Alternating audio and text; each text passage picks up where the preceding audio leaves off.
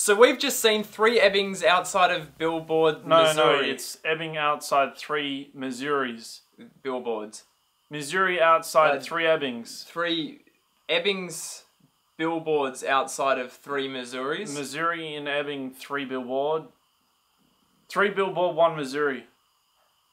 3 billboards outside of Ebbing, Missouri, and it's time we talk about it. I think it's just 3 billboards outside Ebbing, Missouri. What did I say? You said from Ebbing.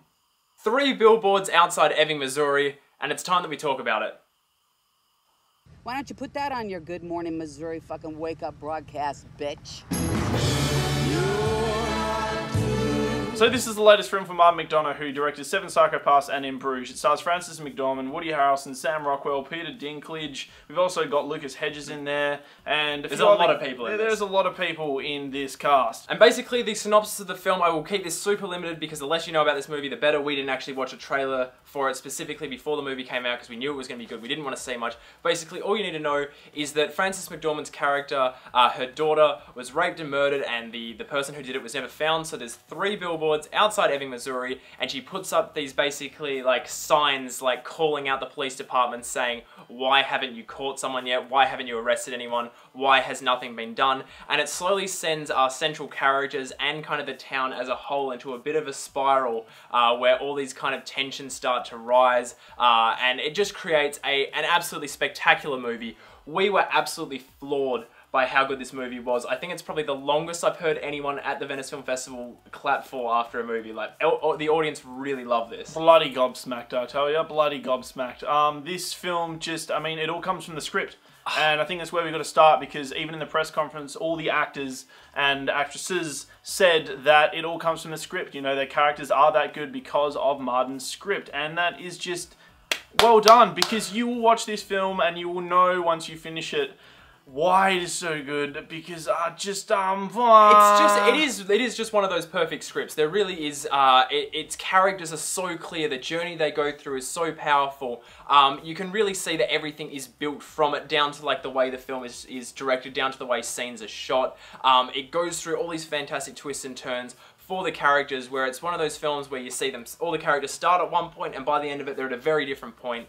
It is consistently surprising. This film has a really, really great way of basically, I think we kind of broke it down to defining it as changing tones, like it's changing lanes on the freeway, but it's doing it without indicating at full speed. Like, honestly, this movie can go from being a flat-out hilarious type scene to making you choke up and like be like, oh god, oh I feel terrible for laughing within like, just like that. And it's just how it is. I mean, like, writing is arguably at its best when it balances tragedy with comedy. I mean, Shakespeare was one of the ones to, you know, maestro that, and then you look at most recently Kenneth Lonergan with Manchester by the Sea.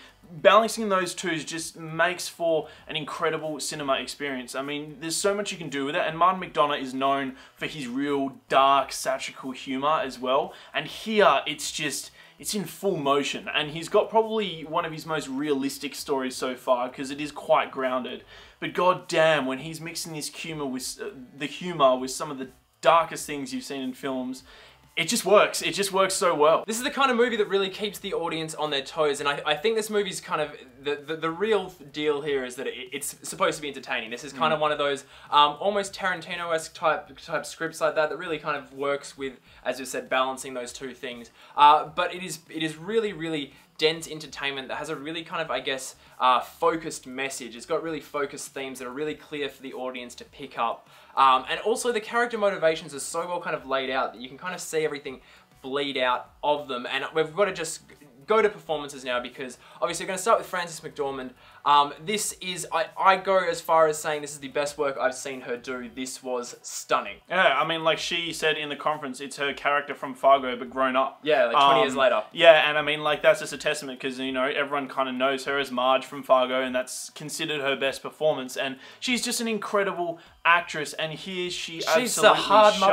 motherfucker in this movie. She is goddamn so hard, but, you know, like, it just works, and I think she's got a face for screen that really kind of captures this hard badass mother, and she's got like she's got a wicked haircut. She wears overalls throughout the entire film. She's kind of like the anti kind of hero of I don't know. She like takes all these stereotypes that we try to build into female characters these days, where you know, like it's a strong woman who's beautiful and that, and this is just a woman who's got shit to get done, and that's such a thrilling thing to watch, especially when you put her up against Woody Harrelson's a family man, police chief of the town. They're the two that are really kind of butting heads in this movie. His performance is really nuanced and like really emotional. Like I think this is some of the most emotional work I've seen him do. As much as we want to say that Frances McDormand is probably the best person here, that would be Sam Rockwell. Sam Rockwell absolutely knocks it out of the park here. His range, what his character goes through, what his character does, the amount that's kind of put on him to kind of, I guess, carry the themes and the what the film is really about is very intense. This is some fantastic work from him as a performer.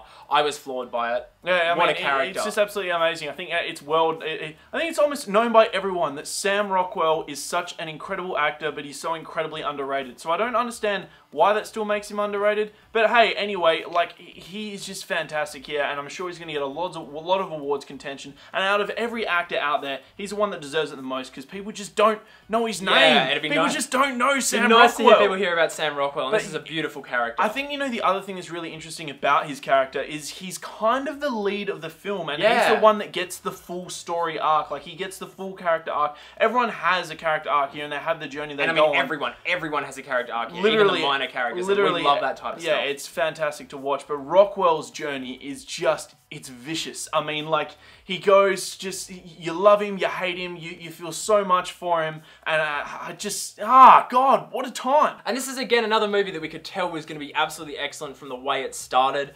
Pretty much, you get this setup with the billboards, all this establishing stuff at the start, and then the billboards, like, what they say is like introduced in reverse order through Sam Rockwell's character, and you can just tell that this is going to be one of those kind of comedies that's like just a little bit too real, you know what I mean? Just hits those real notes in that type of way where people make mistakes, and there's something that Martin McDonagh just loves, is that kind of awkwardness and failure of human beings to properly connect. In terms of the photography here is beautiful. It's done by the same guy who did Age of Ultron, which obviously is an iffy film for a lot of people, but the photography is quite good in that movie. And Doctor Strange. He's done a lot of blockbusters, so it's great to see him move into an indie, and especially great colours. An indie like this, yeah, like, you know, a lot of colours they mix here, and I mean, just great landscape as well. They've got a lot to work with in the location that they have, even though Ebbing, Missouri doesn't technically exist. Yeah.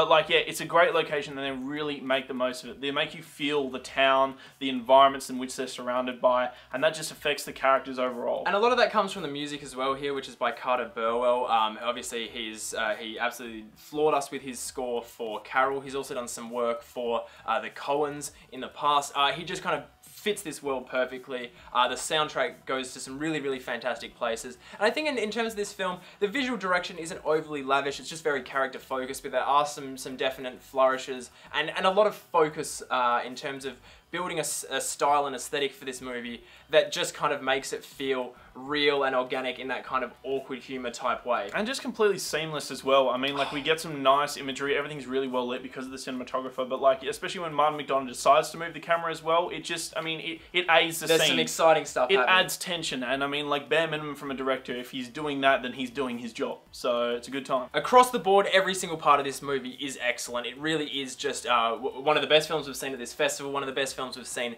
this year. It's one of those films that I think is going to be a favourite for a lot of people because it just does so much right, and there's so much to connect with, so much to get involved with, so much to be entertained by, and it's just a movie that really works. And so much to learn from this film as well. I mean, like, as any sort of aspiring artist out there, I mean, whether you're a writer, director, actor, I think you're going to get a lot from this film, and bare minimum, just for the normal audience, it's so goddamn enjoyable. You can go into this film knowing absolutely nothing and just have a goddamn good time and know that you've paid the price for a ticket and you've got your money's worth. Yeah, that's a good time. That's what you want. It's a crowd-pleasing ass kicker. I just think it's one of those movies that's pretty much impossible not to like. I'd really be surprised if anyone walked out of this movie and didn't feel satisfied by it. And in terms of what we thought of it, if we're putting a score on it, hopefully the words have spoken for themselves, but we're giving this one a 9.5 out of 10. Giving it a 9.5. So that was our review of 3 billboards outside Ebbing, Missouri from the 2017 Venice Film Festival. We'd asked if you'd seen it yet, but you probably haven't. So let us know your thoughts in the comment section below. Maybe you've seen the trailer or even some of Martin McDonagh's other films. And while you're down, that's probably worth hitting our subscribe button to see more stuff from us. And don't forget to check us out on Facebook, Instagram, Snapchat, and Twitter, all at Breaking Banter.